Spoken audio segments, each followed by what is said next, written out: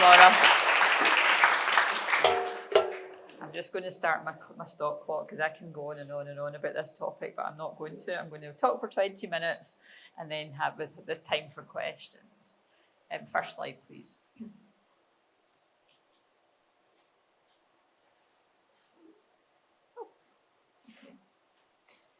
So I'm going to very quickly take you through the epidemiology of multiple missed appointments, then the causes of missingness, and then I'm going to talk about applying a missingness lens and the suite of interventions that we've co-produced. I'm just going to do that for next slide, is that okay? But at the start of this, I think it's really important to acknowledge the survivorship of the people that I work with and many of you work with who we would consider to be in inclusion health groups. I think often when we're giving talks, and particularly in professional context, we're often talking about the problems and the challenges that people have. But actually, what keeps me in my job is the amazing resilience and strength that people have in the face of adversity. So I just want you to hold that in mind as we go through the rest of this talk. And I put this slide up. In this room, you all know what this is about. We are all people who are thinking about what that big box needs to look like in the bottom corner so that people, if apples are health, so that all people can achieve health. First of all, I just want to define missingness. And we define this somewhat cheekily because it's a word that you usually use more in sort of data science when we're talking about missing data. But we bringing this firmly into the healthcare frame as the repeated tendency not to take up opportunities for care such that it has a negative impact on the person and their life chances. So we're not talking about one missed appointment or even two really, we're talking about multiple missed appointments over an extended period of time. At the start of this work, which is over 10 years ago now, we hypothesised that this signifies a significant and enduring challenge in accessing and engaging in healthcare. And I'll leave that for you to decide as I go through the work that's presented. Next. So I just want to acknowledge the research team who undertook this initial work and the participating GP practices. So what we did was we sampled 136 Scottish representative GP practices, which was over 500,000 patient records and nearly 10 million consultations. And for the first time, we looked at the patient level and at scale at patterns of missed appointments in a healthcare system. Most people don't miss any appointments at all. And a good proportion of people will miss one or more appointments. What we are interested in is the group of people who miss around 19, which is about 19% of the population who missed more than 2 appointments. We averaged that over a 3-year period to take account of healthcare issues and social crises. And I don't know how many of you can see the insert graphs on the right, but they give you some sense of the proportion of number of appointments missed across time. So what we did was we took the read codes from these GP records and we linked them across into secondary care records, hospital admissions, hospital outpatient attendances and emergency department. And we were lucky also to be able to link it in with educational outcomes for about 1/7 of the data set. And what doing this work found was that patients who are in this high risk of multiple missed appointments are characterised by having poor health. They're much more likely to have multiple long-term conditions. They're more likely to have higher treatment burden, as evidenced by higher hospital attendances. They're much more likely to have complex social circumstances, more likely to live in high socioeconomic deprivation communities, and also have other aspects of adversity experiences too. But the finding that was really shocking to us was the association with higher premature mortality. And you can see the graphs on the right. When we looked at all causes, we found that people were more likely to, about 3 times more likely to die across the different groups compared to people who missed none. But when we looked at all-cause mortality for people with a mental health condition recorded in their GP record, and now this is all mental health conditions included substance dependence, when we're comparing people with similar conditions, then people who were multiply missing appointments were more than 8 times more likely to die.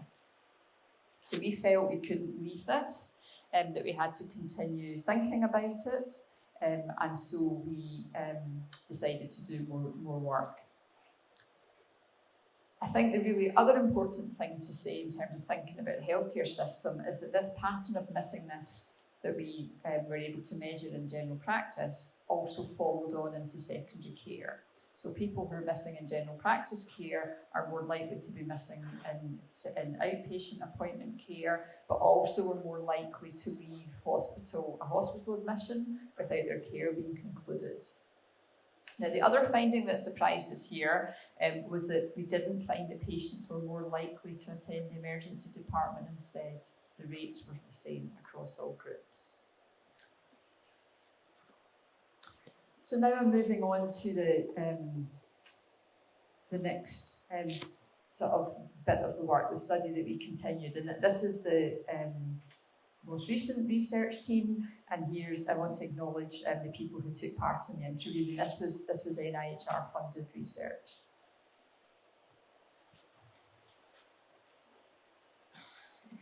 So I'm going to go through a few slides, first of all, that think about the causes of missingness in healthcare. I'm not sure if you can read all of the quotes here, but I'm not going to read out our wonderful illustrations by Jack Brockham, and I'm not going to read out the quotes. I'm going to leave you to try and read those for yourself. So what we did was we used realist methods, which thinks about what works for whom in what context. And we undertook a literature review. There was 197 papers in the work about the causes, and the additional ones here are the ones that we took into account for developing our interventions.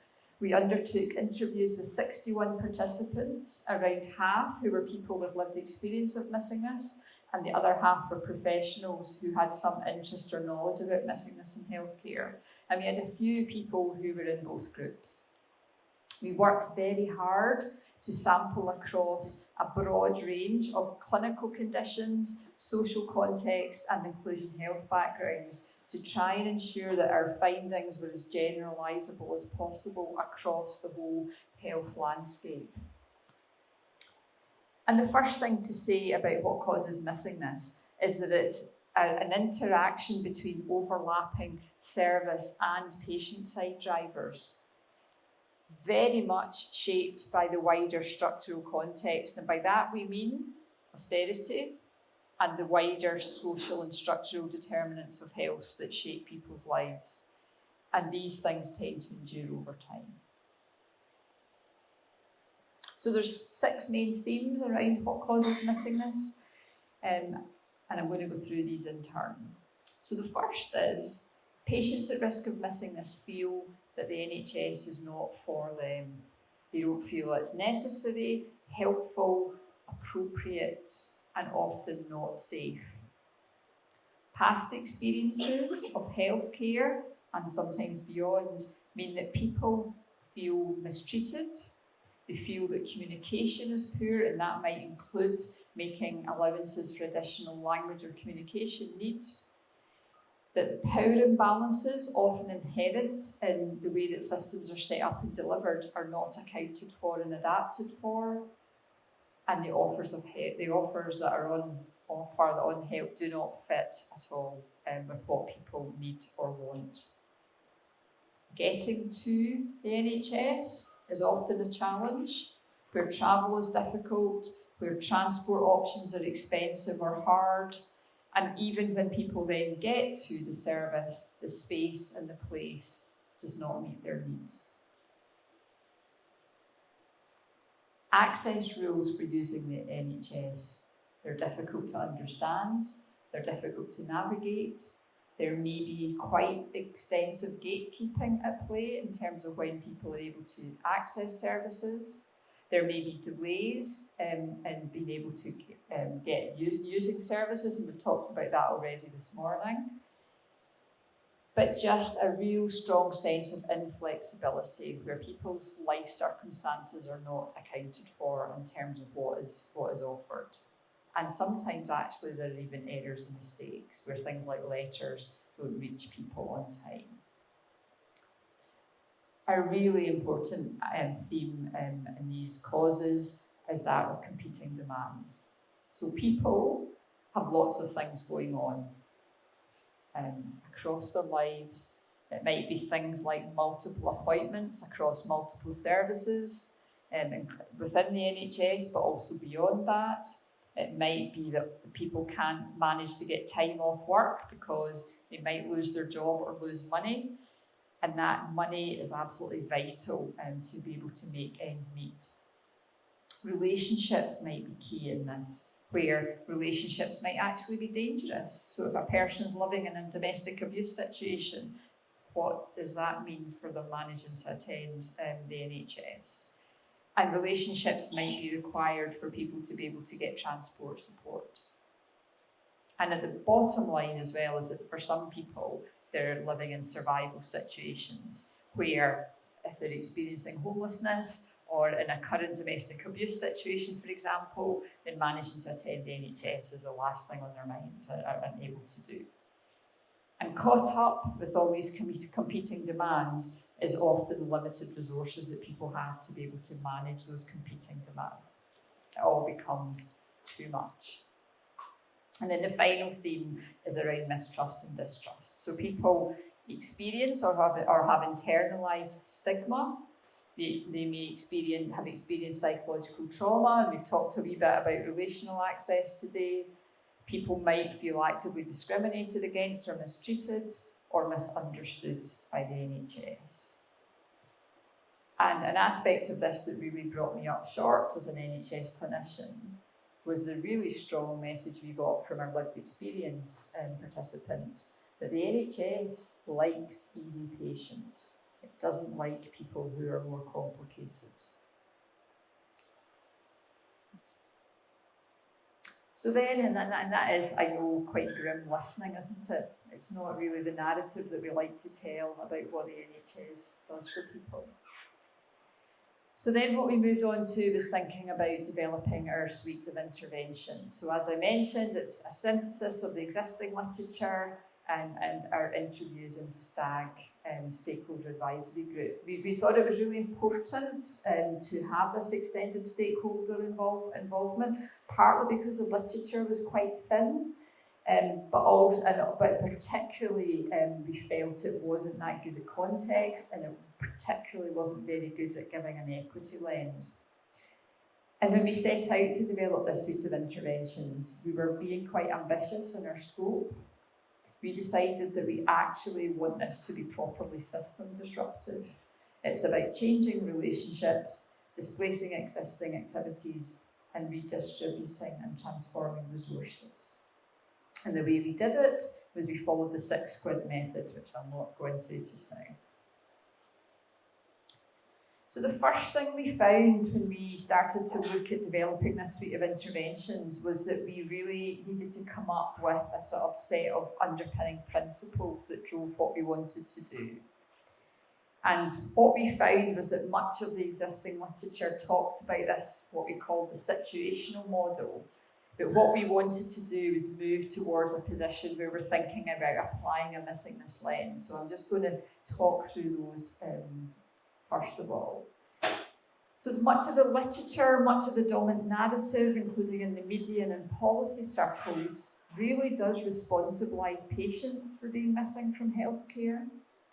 And what we want to move to a position of is understanding that actually this is about services, that services are not adequately meeting the needs of patients. And so they need to be committed, resourced, that's really important, possibly even incentivised to identify and address barriers. The second thing is that we want to move away from what at the moment is a really shallow monocausal perspective, usually framed around things like forgetting, to actually understanding that for people it's a complex causality, it's never just one thing. both for individuals and in the context in which they play. Now that might be at NHS service level, or that might be at community level. We want to move away from it just being about technical, practical, logistical reasons, like let's just do an algorithm, to actually thinking really carefully about safety for people, structural, cultural, relational and psychological safety. That needs to drive everything that we're doing when we're thinking about what needs to be done. And instead of it being a really standardised service-orientated response, like reminders, we need to be thinking about this as about meeting unmet needs. So that's the proportionate universalist response and thinking about positive selectivism. So every time we're setting up, designing, delivering a service, we think first about who's missing and then the rest of it follows. We want to move away from models of healthcare that are framed around biomedical ones only and actually think about addressing the social determinants of health and head on thinking about what the poverty and marginalisation experience means for what needs to be done differently. And we talked about that as condition competency. And instead of hierarchical service-orientated solutions, which are all about reducing percentages for services, we want to move it to be about, well, how do we flip that for actual people who are missing, and which means that they can then be present. So then I'm going to finish by talking about our suite of interventions, which were designed as a suite, with a sort of core set of processes that should be judiciously applied. So depending on your own context, you decide what works and what bits need particular emphasis. So it's implemented on a needs-led, patient-centred basis, and it's orientated around this embedding a missingness lens. And as I've mentioned already, we really want to disrupt the system that creates and sustains missingness. So the first is around embedding a missingness lens. So it is about a change in perspective, moving away from blaming patients to thinking, right, okay, what is going on for individuals, what is going on for our communities, and what needs to change. We're aimed around systems change, staff development and support, but really importantly, building in localised perspectives, because you as teams know or have some sense and can begin to find out what your local practice population might need. Our lived experience participants were really strong on monitoring and accountability. They said, the NHS talks a good game. We need to show that it's actually being delivered. And then the next really important part of this jigsaw is about identifying patients at risk of missingness. So to be actually doing the coding, doing the finding out about who your missing individual patients are, but also who your missing populations are within a locality. And then doing the work, which is relational, to build up a picture, both individual and collective, of who is at risk. The next aspect, which is really key in this jigsaw, is around missingness coordination. Now, that might be a role that's contained within one professional, or it might be a part of a role. And I have to say, when we've been going around looking for examples of excellent practice, it's a focused care worker role that we have found most clearly fits with this missingness coordination role. It's open-ended, it's flexible, it's relational, it's doing the bridging work that the complex system of the NHS needs for a person to be able to use it. It addresses the social determinants of health and is focused on patient priorities. It has an advocacy role, and this is maybe where it's slightly different from the focused care role. There's actually a role in here for promoting system change. The other really big theme, this is the last of the really big themes, is around relational and communication changes. Absolutely focused, absolutely move away from the sort of technical, bureaucratic, where care is person-centred, it's trauma-informed, Patients have choice of staff and continuity of staff as required, and people's communication needs are properly met. Power dynamics are paid attention to, and there's often advocacy work in this. Transport and logistics are in here. It is important. So it's a sort of stepped, needs-led approach, depending on the practice context, but also in patients. And it's from a whole range of things, from tickets and reimbursement to taxis. And accompaniment is often really important, but also outreach at times. Flexible scheduling is important too. So prioritising missing patients for tailored forms of access, a choice of who, of how, when, who, where, potential for longer appointments, different opening hours. But the really important thing in this is that this is an offer, that actually patients are asked what would work to help you manage to attend. It's no longer problematised. And finally, contact and outreach. So basically patients, so reminders are in there, and that's really important, but there's actually a system where patients are contacted around appointments. So maybe it might be really important, particularly if it's an NHS context that's unfamiliar to people, that there's a bit of orientation about what to expect and what might happen. It might be that there's some immediate barriers need explored to ensure that the person can attend. And it might be that offers of support and care are needed at that point. It might be that patients need check-ins or there need to be a point of contact for staff. Next slide. Sorry, I'm doing a lot of wiggling of my hands, apologies. So just to finish, I just want to sort of say a couple of things about what's happening in the sort of policy and practice space in Scotland. So applying a Missingness lens is, so we don't have a 10-year plan. We have something called the Population Health Framework. And applying a Missingness lens is actually into the tackling health inequalities aspect of this. So it's now gone into core health policy like in Scotland. And it's going to be interesting to see how that sort of unfolds as the years go on. But last week we just had an announcement as well from government that our GP funding envelope has increased markedly, and within that there's specific attention to tackling health inequalities and addressing missingness is in that too. So things are looking pretty optimistic at the moment, although the devil is always in the detail.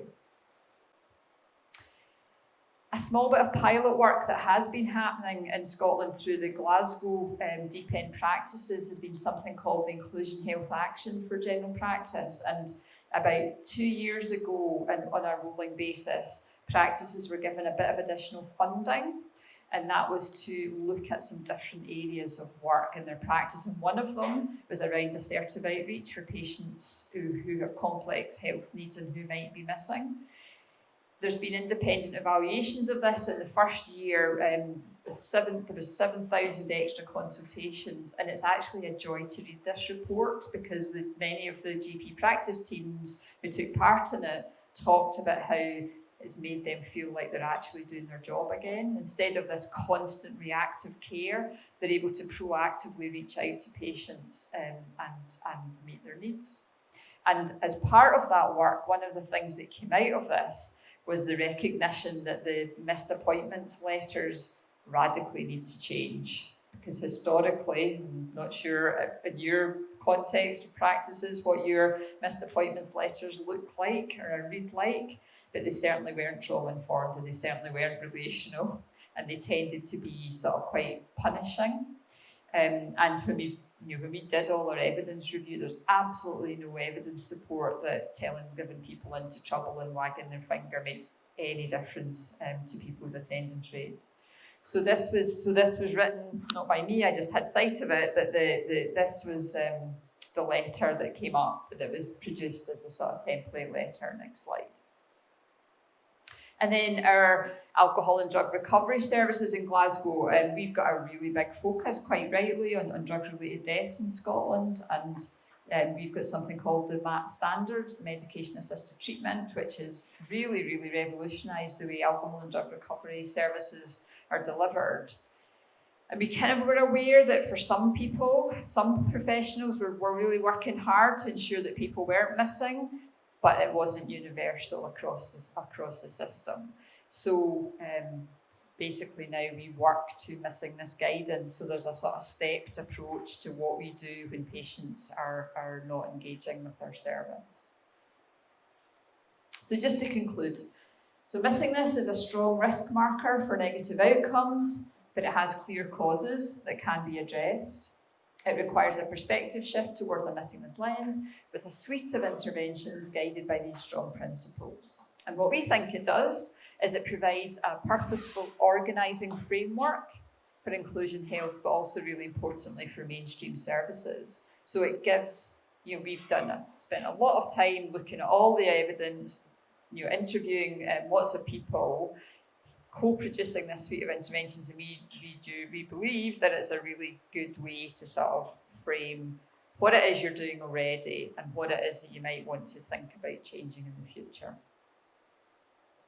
So my contact details are here, plus our email address. We'd really encourage you, if you're interested in thinking a wee bit more about this, we have a web page that has all of these resources up in it, including a sort of set of the slides. It also has a really short CPD learning resource that we put together. We had a filmmaker working with us throughout the course of the project. And if you're interested in thinking about this from a practice team point of view, we'd really encourage you to have a look at those resources. I'm going to stop talking there. Hopefully we'll get time for some questions. Thank you.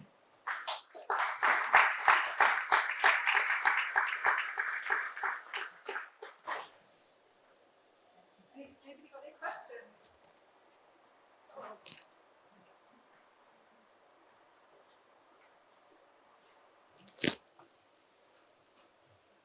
I actually got up to put my Apple call on. Well, I do have a question. It was a really fantastic run through of something that I hope has occurred to most of us in the room, and just to see the evidence and the ideas is really inspiring. I guess my question, it kind of relates a little bit to what Adam mentioned before about the politics side of things. It's really encouraging to see or to hear that there's cause for optimism in Scotland. But I don't know if you guys know, but the Resolution Foundation, big think tank in the UK, is really proposing, and in all seriousness, to charge for GP appointments as a potentially popular centrist political idea. And it doesn't strike me there's that much empathy out there for people missing appointments. Is there anything that we can do, or people with the passion to deliver healthcare for people who need it most, to get the message out there to the general population, essentially vote for healthcare policy to make this happen? Because that's my concern, that there isn't the appetite out in the kind of democracy for what we're saying. Yeah, no, the charging thing, and the charging so there's a charging for missed appointments and there's a charging for appointments full stop. I mean, I think it depends on how much you think the evidence base plays into these debates, and I have my cynical days and I have my optimistic days. But I think, so I think for us, the game changer in this body of work was the association, and it's not causality, because we can't prove causality, but the association with a much poorer outcome as an early death. I mean, that's why Scottish Government have listened to us. Also, it's actually quite hard to find tangible ways to tackle health inequalities or achieve health equity, and this is a healthcare system thing that is absolutely within our gift to change. The other thing to say is that none of this is rocket science. This is, and I could say for certainty that almost all of you in this room are doing bits of this already, because you all work in practice contexts that are thinking about this. Some inclusion health ones probably more than others. And it provides a sort of unifying framework. But there's also lots of other allies in this. The Patients Association are really behind this work.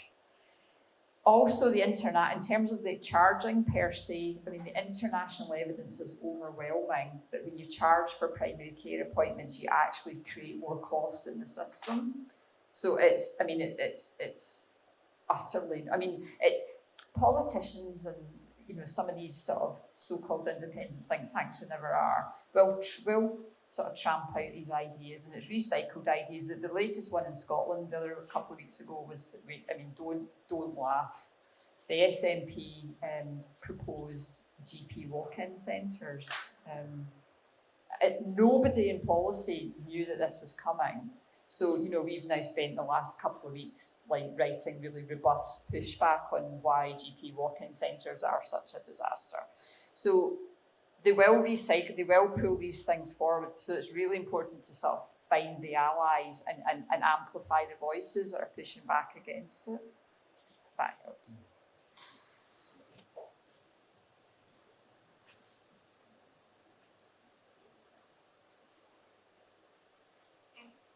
Just kind of to extend on from that, really, like I know in my practice, even though we're in the kind of, I don't know, there's 3 other neighbourhoods in Manchester that are more deprived than ours. I don't know where they are, but there's a kind of sense amongst staff, I think the fatigue of working with that kind of level of pressure, there's almost a sense that these people who miss appointments are preventing them from doing the real healthcare work. They're preventing us from doing the work that we would ordinarily be doing, and there's really not much appetite to go to people.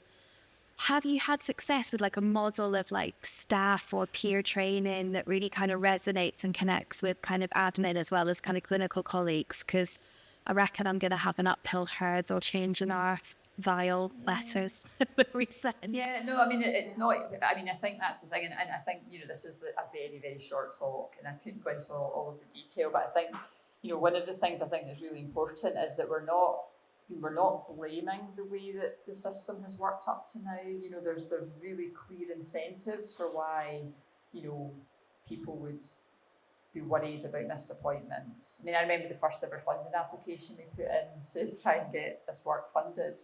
One of the reviewer feedback was like, we don't care about missed appointments, it enables us to catch up and maybe even go and get a cup of coffee. Kind of couldn't quite believe that we were getting that sort of level of professionalism and a reviewer feedback. But that's why this association with mortality, I think, is such a strong one, because if you're needing to persuade clinicians that this is within their scope, then it's the fact that the health outcomes are so poor and that people are living with multiple long-term conditions. But I think in terms of getting the practices on board, the IHAG, I think, was really interesting, because that wasn't just focused on the GPs, that was the whole practice teams had this input. And what we're hearing, and I genuinely would encourage you to have a look on our webpage and have a look at the IHAG evaluation report, because genuinely it felt like the teams had, it gave them a bit of breathing space to be able to say, right, okay, what is it that we need to be doing differently for our patients? And when they did do that and they started getting people coming back in, it helped them all understand that, these patients were missing for really quite difficult, challenging reasons, and now we're able to provide good care for them. And they had the reward of the positive, building up positive relationships and being able to see people make progress.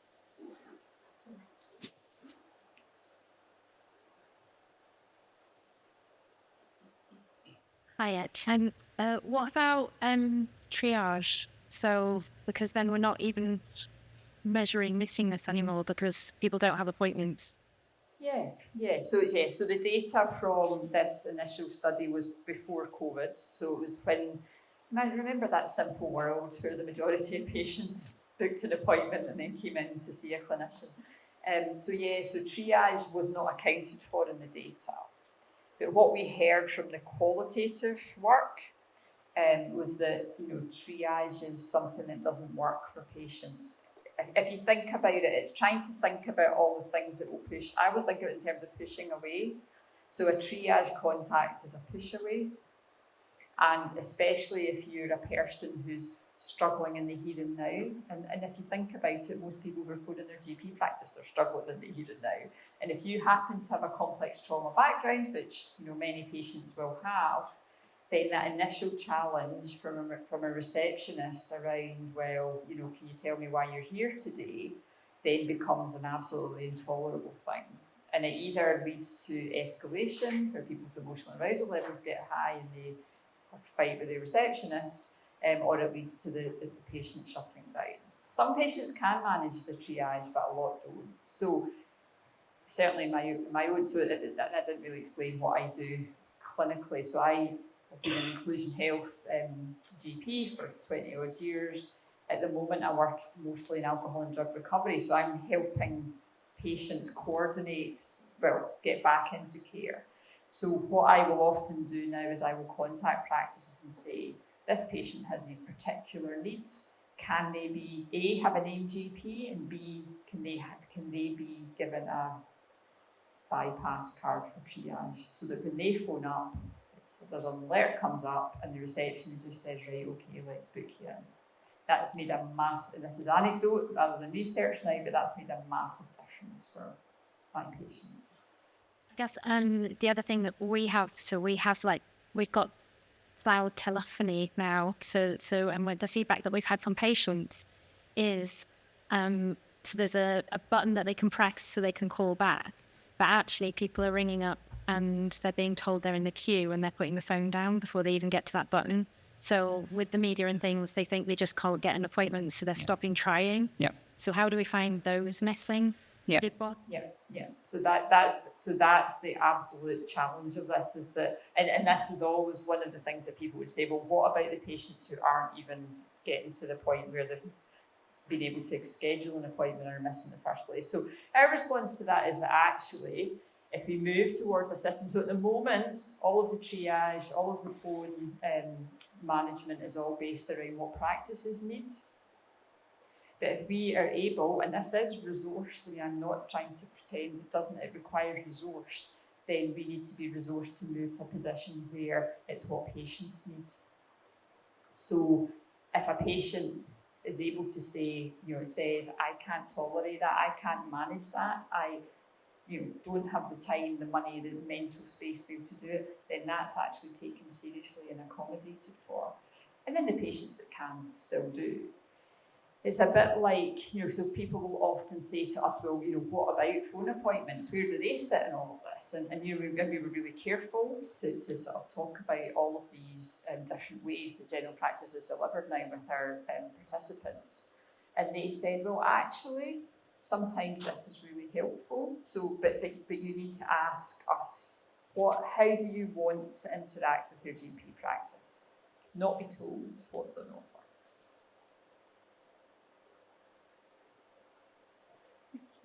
Thank you so much for your excellent questions. And I just want to say thanks so much for having me here today. I'm going to have to scoot away just now because the trains have been somewhat tricky getting between Glasgow and Manchester. But I've really enjoyed meeting those of you that have managed to chat to a bit. And I'll certainly be taking wonderful tales of today back to my colleagues in Deep in Scotland. So thank you.